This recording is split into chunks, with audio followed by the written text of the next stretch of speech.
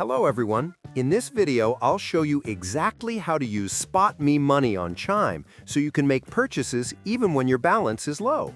Let's get right into it.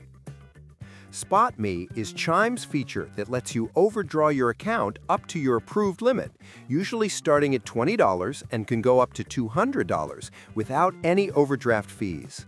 To use it, first make sure SpotMe is turned on. Open your Chime app, tap the Settings gear icon, and scroll until you see SpotMe.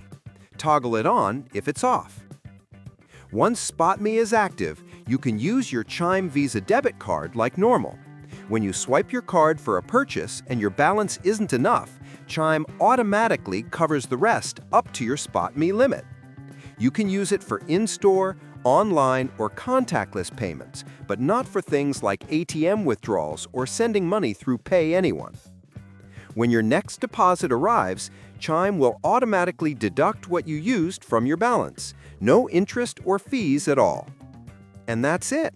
You're now ready to use SpotMe money on Chime confidently, knowing Chime's got your back when your balance runs low.